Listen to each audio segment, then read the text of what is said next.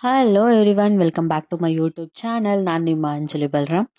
ಎಲ್ಲರೂ ಕೂಡ ಮ್ಯಾಗ್ಝಿಮ್ಸ್ ರಿಲೇಟೆಡ್ ಯಾವುದೇ ಥರ ಕ್ವಶನ್ಸ್ ಬರುತ್ತೆ, ಮ್ಯಾಗ್ಝಿಮ್ಸ್ ರಿಲೇಟೆಡ್ ವಿಡಿಯೋ ಮಾಡಿ ಅಂತ ಕೇಳ್ತಿದ್ರೆ, ಸೊ ಅದಕ್ಕೆ ಇವಾಗ ಅದ್ರ ರಿಲೇಟೆಡ್ ವಿಡಿಯೋ ಮಾಡ್ತಿದ್ದೀನಿ. Sorry for the delay.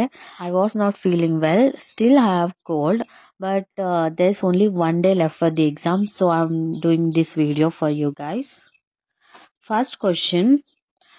Gloucester Grammar School case is a landmark case based on which of the following maxim? Option A, Damen sin injuria. Option B, injuria sin damen. Option C, violent non-fit injuria. Option D, audi autem partem. ಇದಕ್ಕೆ answer ಬಂದು option A, damen sin injuria. It means there is a damage caused without causing any legal injury. So damen sin injury ಅಂದ್ರೆ there is a damage without legal injury, and injuria sin damen ಅಂತ ಅಂದ್ರೆ there is a injury without any legal damage ಅಂತ ಅರ್ಥ. Next question. Meaning of audi autem partem. Option A, a person cannot be condemned without being heard. Option B, an adjudicating authority must give a speaking order.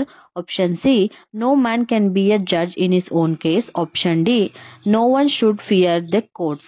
ಇದಕ್ಕೆ answer ಬಂದು option A, a person can not be condemned without being heard. Audi autem partem means hear the other side and hear the both the side. No man should be condemned unheard, or both the sides must be heard before passing any order. ಇದರ ಅರ್ಥ, ಇವನ್ ಪ್ಲೆಂಟಿಫ್ ಆಗಿರ್ಲಿ respondent ಆಗಿರ್ಲಿ, ತಪ್ಪು ಯಾರ್ದೇ ಆಗಿರ್ಲಿ, ಅವರು both the party ಯಾರು ಇರ್ತಾರೆ ಅವರಿಬ್ರದ್ದು ಏನ್ ಹೇಳ್ತಾರೆ ಅನ್ನೋದನ್ನ ಕೇಳ್ದಾನೆ ಒಬ್ಬದ್ದೇ ಪಾರ್ಟಿಂದು ಸ್ಟೇಟ್ಮೆಂಟ್ ನ ಕೇಳಿ ಜಜ್ಮೆಂಟ್ ಕೊಡ್ಬಾರ್ದು. ಯಾರು ಬೋತ್ ದ ಸೈಡ್ಸ್ ಅಂದ್ರೆ ಬೋತ್ ದ ಪಾರ್ಟೀಸ್ ಏನ್ ಹೇಳ್ತಾರೆ ಅಂತ ಕೇಳಿ ಅದಾದ್ಮೇಲೆ ಜಜ್ಮೆಂಟ್ ಕೊಡ್ಬೇಕು ಅನ್ನೋದು ಇದ್ರ ಅರ್ಥ. Next question. Maxim res ispa liquator means option A, the thing speaks for itself. Option B, where there is a right there is a remedy. Option C, where there is a remedy there is a right. Option D, where there is no fault there is no remedy. ಇದಕ್ಕೆ answer ಬಂದು option A. Res ispa liquator means the thing speaks for itself. The res ispa liquator is a Latin word which means the thing speaks for itself. In this doctrine, the law one is presumed to be negligent if he had exclusive control of whatever caused the injury, even though there is no specific evidence of an act of negligence, and without negligence the accident would not have happened. ಇದರ ಅರ್ಥ ಏನಂತ ಅಂದ್ರೆ, ಈಗ for example ಯಾವ್ದಾದ್ರು accident ಆಗಿರುತ್ತೆ ಅಂದ್ರೆ rash driving ಇಂದ ಅಥವಾ ಡ್ರಿಂಕ್ ಅಂಡ್ ಡ್ರೈವ್ ಮಾಡಿ ಆಕ್ಸಿಡೆಂಟ್ ಮಾಡಿರ್ತಾರೆ, ಈ ತರ ಎಲ್ಲ ಕೇಸಲ್ಲಿ ಅಲ್ಲಿ ಗೊತ್ತಾಗ್ತಿರುತ್ತೆ ಅಂದ್ರೆ ಯಾವ ಪರ್ಸನ್ ಆಕ್ಸಿಡೆಂಟ್ ಮಾಡಿರ್ತಾರೆ ಅವರು ನೆಗ್ಲಿಜೆನ್ಸ್ ಇಂದಾನೆ ಆಕ್ಸಿಡೆಂಟ್ ಮಾಡಿದ್ದಾರೆ ಅಂತ. ಸೊ ಅದಕ್ಕೆ ಏನು ಜಾಸ್ತಿ ಎವಿಡೆನ್ಸ್ ಬೇಕಾಗಲ್ಲ. ಅಲ್ಲಿ ಯಾವ್ದು ಅವ್ರ ನೆಗ್ಲಿಜೆನ್ಸಿ ಕಣ್ಣಿಗೆ ಕಾಣಿಸೋ ತರ ಇರುತ್ತೆ, ಅದಕ್ಕೆ ಮತ್ತೆ ಇನ್ಯಾರನ್ನೋ ಕರೆದು ಸಾಕ್ಷಿ ಕೇಳೋ ಅವಶ್ಯಕತೆ ಇರಲ್ಲ.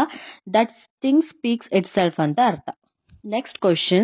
The maxim actus non facit reum nisi mensit rea means option A, there can be no crime without a guilty mind. Option B, crime has to be coupled with guilty mind. Option C, crime is the result of guilty mind. Option D, in crime intention is relevant, motive is irrelevant. ಇದಕ್ಕೆ answer ಬಂದು option A, there can be no crime without guilty. Actus non facit reum nisi mens sit real literally means that an act does not make anyone guilty unless there is a criminal intention or a guilty mind. So crime ಆಗಬೇಕು ಅಂತಂದ್ರೆ two things are important, actus rea and mens rea. Mens rea ಅಂತಂದ್ರೆ guilty mind, actus rea ಅಂದ್ರೆ guilty act. So guilty mind ಇಲ್ದಾನೆ guilty act ನ ಮಾಡಕ್ಕಾಗಲ್ಲ ಅಂತ. So there can be no crime without a guilty mind ಅಂತ ಅರ್ಥ. Next question. The Latin word injuria sin damen literally means option A, infringement of legal right without damage. Option B, damage without infringement of legal right. Option C, both A and B. And option D, all of the above. ಇದಕ್ಕೆ answer ಬಂದು option A, infringement of legal right without injury without any damage. Damen sin injuria sin damage means injury without damage, or infringement of any private right without any actual loss ಅಥವಾ actual damage ಏನೂ ಆಗಿರಲ್ಲ. It means ನಿಮ್ದು private right violate ಆಗಿರುತ್ತೆ, but ಅದರಿಂದ ನಿಮ್ಗೇನು damage ಆಗಿರಲ್ಲ, loss ಆಗಿರಲ್ಲ. ನೀವು ಅದರಿಂದ ಕಂಪ್ಲೇಂಟ್ ಮಾಡಕ್ಕೆ ಅಥವಾ ಏನಾದ್ರೂ ಆಕ್ಷನ್ ತಗೋಬೇಕು ಅಂದ್ರೆ ಸೊ ನಿಮ್ದು ರೈಟ್ ಏನಿರುತ್ತೆ ಅದು ವೈಲೇಟ್ ಆಗಿರುತ್ತೆ, ಬಟ್ ಏನೋ ಆಕ್ಚುಯಲ್ ಲಾಸ್ ಅಥವಾ ಡ್ಯಾಮೇಜ್ ಆಗಿರಲ್ಲ. Next question. Which one of the following is true about Latin maxim ubi jus ubi remedium? Option A, where there is a right there is a remedy. Option B, where there is a remedy there is a right. Option C, both A and B. Option D none of the above. ಇದಕ್ಕೆ answer ಬಂದು option A. Where there is a right, there is a remedy. Ubi just ubi remedium is a Latin maxim which means where there is a right, there is a remedy. Literal meaning of this maxim is whenever there is a legal right, there is a legal remedy anta. It means ನಿಮ್ದು ಏನಾದರೂ right violate ಆದರೆ, for example ಈಗ ನಿಮ್ದು fundamental right ಏನಾದರೂ violate ಆದರೆ ನೀವು article 226 and 32 ಅಲ್ಲಿ case ಹಾಕ್ಬೋದು ಅಲ್ವಾ, ರಿಟ್ಸ್ ಇದೆ ನಿಮಗೆ. ಅದೇ ರೀತಿ ಏನಾದರೂ ರೈಟ್ಸ್ ಇದ್ರೆ ಕಾನ್ಸ್ಟಿಟ್ಯೂಷನ್ಲಿ ಅದೇನಾದರೂ ವೈಲೇಟ್ ಆದರೆ ಅದನ್ನ ಪ್ರೊಟೆಕ್ಟ್ ಮಾಡೋಕ್ಕೆ ಯಾವಾಗಲೂ ಒಂದು ರೆಮಿಡಿ ಇರುತ್ತೆ ಅಂತ. So where there is a right, there is a remedy. Next question. De minimis non curata lex implies option A. Every person is liable for his own acts. Option B. Trifling acts do not constitute an offence. Option C. Necessity knows no law. Option D. Nothing is an offence which is done in private defense. The answer ಬಂದು option B. Trifling acts do not constitute an offence.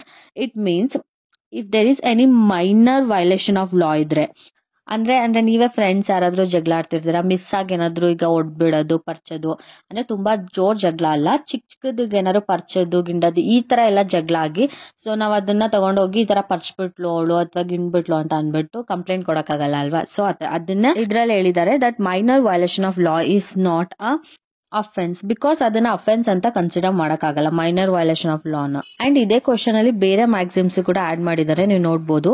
Option C ಏನಿದೆ necessity knows no law, ಇದು ಯಾವ maxim ಬರುತ್ತೆ ಅಂತ ಅಂದ್ರೆ ಕ್ವಾಡ್ ನೆಸೆಸಿಟೀಸ್ ನಾನ್ ಹ್ಯಾಬಿಟ್ ಲೀಗಮ್ which means necessities has no law. ಈ ತರ ಬೇರೆ ಬೇರೆ ಮ್ಯಾಕ್ಸಿಮ್ಸ್ ಕೂಡ ಆಪ್ಷನ್ ಕೊಟ್ಟು ಕೇಳ್ಬೋದು ನಿಮ್ಗೆ. ಇದ್ರ ಅರ್ಥ ಏನಂತ ಅಂದ್ರೆ ಏನಾದ್ರೂ ಎಮರ್ಜೆನ್ಸಿ ಇದ್ದಾಗ ಅಂದ್ರೆ ಲಾ ನೋಡ್ಕೊಂಡು ಕೂತ್ಕೊಳಕ್ ಆಗಲ್ಲ, ಅದ್ರಿಂದ ಏನಾದ್ರೂ ಪ್ರಾಬ್ಲಮ್ ಆಗಲ್ಲ ಬೇರೆಯವ್ರಿಗೆ ಅಥವಾ ವೈಲೇಷನ್ ಆಗಲ್ಲ ಲಾ ಅಂತ ಅಂದ್ರೆ ಸೊ ನಾವ್ ಅದನ್ನ ಮಾಡ್ಬೋದು if there is any emergency necessity ಇದ್ರೆ ಅಂತ ಅರ್ಥ. Next question. Which provisions under the criminal procedure code reflects the principle of autrefois acquit autrefois convict? ಇದಕ್ಕೆ option A section 300, option B section 305, option C section 306, option D section 311.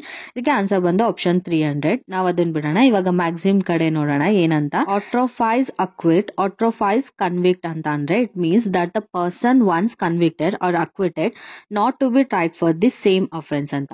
So ಈಗ ಯಾರೋ ಒಬ್ರು person convict ಆಗಿರ್ತಾರೆ ಅಥವಾ ಅವರು acquitted ಆಗಿರ್ತಾರೆ, so ಅವ್ರು ಒಂದ್ ಅಫೆನ್ಸ್ ಆಗಿದ್ರೆ ಅದು ಆಲ್ರೆಡಿ ಟ್ರೈಡ್ ಆಗಿದ್ರೆ ಅದೇ ಅಫೆನ್ಸ್ಗೆ ಮತ್ತೆ ಮತ್ತೆ ಆ ಪರ್ಸನ್ ನ ಟ್ರೈಡ್ ಮಾಡಬಾರ್ದ ಅರ್ಥ. ಅದಕ್ಕೆ ಇದನ್ನ IPC ಕೂಡ ಯೂಸ್ ಮಾಡ್ತಾರೆ, ಡಬಲ್ ಜೋಪಾರ್ಡ್ ಅಂತ.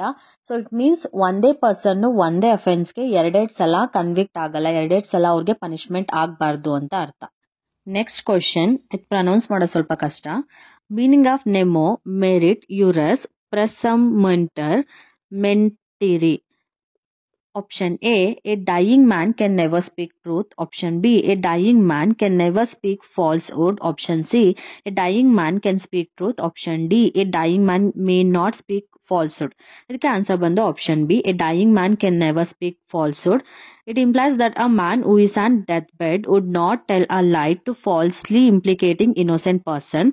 No one at the point of the death is presumed to lie because a man will not meet his maker with a lie in his mouth. So ಇದ್ರ ಅರ್ಥ ಏನಂತ ಅಂದ್ರೆ ಯಾರು ಡೆತ್ ಬೆಡ್ ಅಲ್ಲಿ ಇರ್ತಾರೆ, ಇನ್ನೇನ್ ಸಾಯ್ತಿರ್ತಾರೆ, ಸಾಯೋ ಮೂಮೆಂಟ್ ಅಲ್ಲಿ ಅವರು ಸುಳ್ಳು ಹೇಳಲ್ಲ. ಯಾಕಂತ ಅಂದ್ರೆ ಅವ್ರ ಏನಾದ್ರು ಸುಳ್ಳು ಹೇಳಿದ್ರೆ ಅವರು ಅದೇ ಸ್ವರ್ಗಕ್ಕೆ ಹೋಗಲ್ಲ ಆ ತರ ಎಲ್ಲ ಹೇಳ್ತಾರೆ ಅಲ್ವಾ. ಸೊ ಅದಕ್ಕೆ ಯಾರು ಸಾವಿನ ಬೆಡ್ ಅಲ್ಲಿ ಇರ್ತಾರೆ ಅವರು ಸುಳ್ಳು ಹೇಳಕ್ ಸಾಧ್ಯ ಇಲ್ಲ ಅನ್ನೋದು ಇದ್ರ ಅರ್ಥ. Next question. ಕ್ಯೂ ಫ್ಯಾಸಿಟ್ ಪರ್ ಆಲಿಯಂ ಫ್ಯಾಸಿಟ್ ಪರ್ ಸೆ means option A, act of an agent is the act of a principal. Option B, act of an agent is not an act of principal. Option C, principal and agent are liable jointly. Option D, agent must not act contravention of the act of principal. ಇದಕ್ಕೆ answer ಬಂದು option A, act of an agent is the act of an principal. It means ಏನಾದ್ರೂ ಈಗ agent ಹತ್ರ ಅವ್ರ principal ಕೆಲಸ ಮಾಡಿಸಿದ್ರೆ ಅಥವಾ ಈಗ ಅವ್ರ ಸರ್ವೆಂಟ್ಸ್ ಹತ್ರ ಮಾಸ್ಟರ್ಸ್ ಕೆಲಸ ಮಾಡಿದ್ರೆ ಈ ತರ ಬರುತ್ತೆ. ಸೊ ಯಾವುದೇ ಅಫೆನ್ಸ್ ನ ಅವ್ರ ಪ್ರಿನ್ಸಿಪಲ್ ಅವ್ರ ಏಜೆಂಟ್ ಹತ್ರ ಮಾಡಿಸಿದ್ರು ಅವರು ಕೂಡ ಲಯಬಲ್ ಆಗ್ತಾರೆ ಆ ಅಫೆನ್ಸ್ಗೆ ಅಂತ ಅರ್ಥ. Next question, ex dolo molo oritur actio is option A. An action arose only when a right infringes. Option B. An action could not prevent a legal right. Option C. No action on an immoral act. Option D. None of the above. ಇದಕ್ಕೆ answer ಬಂದು option C, no action on an immoral fact. It means fraud never gives a right of action ಅಂತ ಅಂದ್ರೆ ಯಾವುದೋ ಒಂದು ಕೆಟ್ಟ ಕೆಲಸ ಮಾಡಿ ಅದ್ರ ರಿಸಲ್ಟ್ ನ ಒಳ್ಳೆ ತರ ಎಕ್ಸ್ಪೆಕ್ಟ್ ಮಾಡಕ್ಕಾಗಲ್ಲ ಅಲ್ವಾ. ಸೊ ಆತರ no action on on immoral act. So fraud ಮಾಡಿ ಇಮ್ಮೋರಲ್ ಆಕ್ಟ್ ನ ಮಾಡಿ ಅದರಿಂದ ಒಳ್ಳೆದನ್ನ ಎಕ್ಸ್ಪೆಕ್ಟ್ ಮಾಡಬಾರ್ದು ಅಂತ. Next question, maxim ಡಿಲಿಗೇಟಸ್ non protest del means option A. A delegate can further delegate. Option B. A delegate cannot further delegate. Option C. A delegate must protest delegation objectively. Option D. None of the above. ಅದಕ್ಕೆ answer ಬಂದು option B, a delegate cannot further delegate. This is a principle in constitutional and administrative law. That means no delegated powers can be further delegated. Next question, the consciousness ad adim means option A. General consciousness. Option B. Reaching an agreement. Option C. Meeting of minds upon the same things in the same sense. Option D. All of the above. ಇದಕ್ಕೆ answer ಬಂದು option C, meeting of minds upon the same things in the same sense. Conscience ad idem is a phrase in contract law used to describe the intention of the parties forming the contract. It refers to the situation when there is a common understanding in the formation of contract. Next question, vis major means option A. Act of God. Option B. Act of individual. Option C. Act of other party. Option D. Act of plaintiff. ಇದಕ್ಕೆ answer ಬಂದು option A, act of god.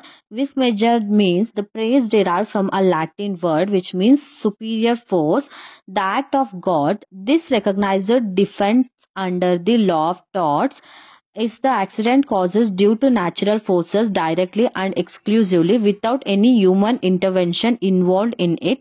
So ಅದನ್ನ act of god ಅಂತ ಕರೀತಾರೆ. I hope ಈ video informative ಆಗಿತ್ತು ಅಂತ. ಯಾರ್ಯಾರು ಕೇಳ್ತಿದ್ರಿ maxims related video ಮಾಡಿ ಅಂತ, ಎಲ್ರಿಗೂ ಹೆಲ್ಪ್ ಆಯಿತು ಅಂತ. ಆ್ಯಂಡ್ ಯಾರ್ಯಾರು ನನ್ನ ವಿಡಿಯೋನ ಫಸ್ಟ್ ಟೈಮ್ ನೋಡ್ತಿದ್ದೀರಾ, ನನ್ನ ಚಾನಲಲ್ಲಿ ಬೇರೆ ಬೇರೆ ಸಬ್ಜೆಕ್ಟು ಇಂಪಾರ್ಟೆಂಟ್ ಕ್ವಶನ್ಸ್ ಕೂಡ ಇದೆ ಎಬಿಗೆ ಸಂಬಂಧಪಟ್ಟಂಗೆ, ಹೋಗಿ ಚೆಕ್ ಮಾಡಿ. ಆ್ಯಂಡ್ ವಿಡಿಯೋ ಇಷ್ಟ ಆದರೆ ಲೈಕ್ ಮಾಡಿ, ನಿಮ್ಮ ಫ್ರೆಂಡ್ಸ್ ಯಾರು ಎಕ್ಸಾಮ್ ಬರೀತಿದ್ದಾರೆ ಅವ್ರಿಗೆ ಶೇರ್ ಮಾಡಿ. ಆ್ಯಂಡ್ ನಿಮ್ಗೆ ಏನಾದ್ರು ಡೌಟ್ ಇದೆ, ಸಜೆಷನ್ಸ್ ಇದ್ದರೆ ಕಮೆಂಟ್ ಸೆಕ್ಷನಲ್ಲಿ ಕಮೆಂಟ್ ಮಾಡಿ. ಯಾರ್ಯಾರು ಎಬಿ ಎಕ್ಸಾಮ್ ಬರೀತಿದ್ದೀರಾ ಎಲ್ರಿಗೂ ಆಲ್ ದ ಬೆಸ್ಟ್, ಎಲ್ಲರೂ ಚೆನ್ನಾಗಿ ಮಾಡಿ.